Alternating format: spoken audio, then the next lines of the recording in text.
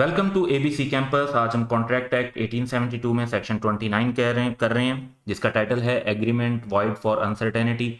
तो सिंपल सा इस सेक्शन के अंदर रूल है कि agreement the meaning of which is not certain और not capable of being made certain, not certain और not capable of being made certain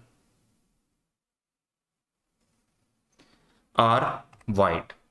अब बहुत ही लॉजिकल सा रूल है कि जाहिर बात है अगर एक ऐसा एग्रीमेंट है जिसमें आप सर्टन मीनिंग ही अंडरस्टैंड नहीं कर सकते कि किस पार्टी ने क्या करना है, तो फिर ये कैसे फैसला होगा कि वो कॉन्ट्रैक्ट प्रॉपरली परफॉर्म हो गया है या उस कॉन्ट्रैक्ट की ब्रीच हो गई है।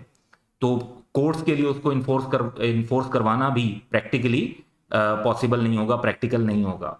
तो इस वजह से ऐसे एग्रीमेंट्स जो सर्टन नहीं होते और या capable of being made certain भी नहीं होते तो फिर वो वाइड कंसीडर होते हैं। इसको अब हम कुछ एग्जांपल्स के थ्रू कवर करते हैं। फर्स्ट एग्जांपल है कि Salim and Babar deal in various type of oil, यानी बहुत सारे डिफरेंट ऑयल्स में डील करते होंगे। कोकोनट ऑयल है, जो और दूसरे वेजिटेबल ऑयल्स हैं, पाम ऑयल है, वगैरह वगैरह। Salim agrees to sell to Babar 100 ton of oil. अब 100 टन ऑफ ऑयल की बात हुई है, टाइप ऑफ ऑयल की बात नहीं हुई कि कौन सा जो है ना ऑयल की बात वो कर रहे हैं। और हमें पता है कि हर टाइप के ऑयल का रेट डिफरेंट हो सकता है, उसकी जो क्वालिटी है वो डिफरेंट हो सकती है।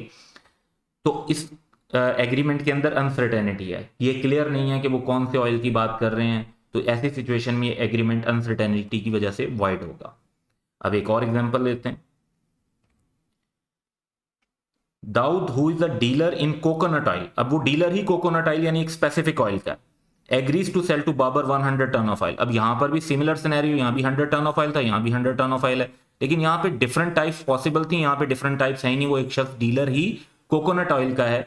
तो ऐसी सिचुएशन में कोई अनसर्टेनिटी नहीं है, क्योंकि दाऊद के जो ट्रेड की नेचर है, जिस तरीके का वो बिजनेस कर रहा है, जस्ट वो कोकोनट ऑयल में डील करता है, तो वो ये है कि ये जो 100 टन ऑफ ऑयल की बात हो रही है, ये डेफिनेटली किसकी बात हो रही है? कोकोनट ऑयल की बात हो रही है। तो ये एग्रीमेंट वाइड नहीं होगा, ये एग्रीमेंट इन्फोर्सेबल होगा, इसमें अनसर्टेनिटी की वजह से कोई प्रॉब्लम अराइज नहीं हो रहा। एक और एग्जांपल देखते हैं। Salim agrees to sell to Babar all the grain, जितना भी अनाज है, in my granary at Peshawar, granary जहां पे अनाज रखा हुआ होता है। अब यहां पर अगर हम नोटिस करें तो अनसर्टेनिटी नहीं है, क्योंकि तमाम का तमाम अनाज जो एक स्पेसिफिक लोकेशन पे पड़ा हुआ है, वो बड़ा सर्टन सी बात है कि ये वाला आइटम जो इस लोकेशन पे मौजूद है वो आप उसको आइडेंटिफाई कर सकते हैं। तो यहां पर कोई अनसर्टेनिटी नहीं है, इसलिए ये एग्रीमेंट भी इन्फोर्सेबल होगा, इट इज नॉट वाइड। एक और एग्जांपल लेते हैं।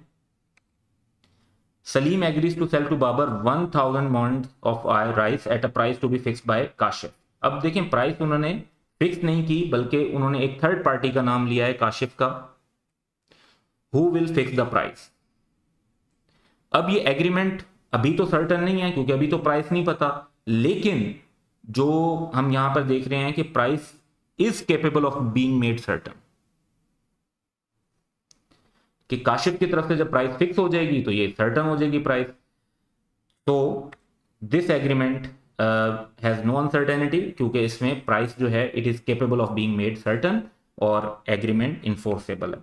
हाँ, अच्छा, इसमें एक स्पेशल फर्दर परस्पेक्टिव अगर हम डिस्कस करना चाहें, लेट से हम कहते हैं जो थर्ड पार्टी काशिफ है, he refuses to set the price, तो फिर ये एग्रीमेंट जो है वॉइड हो जाएगा फॉर अनसर्टेनिटी, क्योंकि फिर ये capable of being made certain नहीं रहेगा। अगर वो थर्ड पार्टी इनकार कर देती है प्राइस फिक्स करने से, तो फिर अनसर्टेनिटी अराइज हो जाएगी, फिर ये वॉइड कंसीडर होगा। अगर थर्ड पार्टी प्राइस बता रही है तो वही प्राइस जो है वो दोनों पार्टीज के लिए इन्फोर्सेबल होगी, उन्हें उस प्राइस के हिसाब से आपस में कॉन्ट्रैक्ट परफॉर्म करना होगा।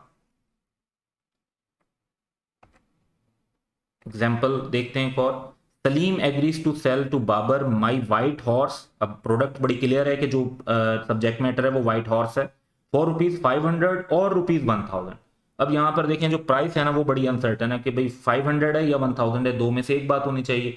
500 is not 1000, 1000 is not 500, which of the two prices, ये अनसर्टेनिटी है, इस वजह से ये एग्रीमेंट वॉइड होगा फॉर अनसर्टेनिटी। तो ये हमारा कॉन्सेप्ट था अनसर्टेनिटी जिन एग्रीमेंट्स में इन्वॉल्व होती है उसके ऊपर, और हमारी डिफरेंट एग्जांपल्स थी जिसमें हमने आइडेंटिफाई किया कि किस सिचुएशन में अनसर्टेनिटी अराइज हो रही है और एग्रीमेंट वाइड होगा, और किस सिचुएशन में अनसर्टेनिटी अराइज नहीं हो रही और उस सिचुएशन में एग्रीमेंट वाइड नहीं होगा बल्कि इन्फोर्सेबल होगा। So that's all for today. Have a good day.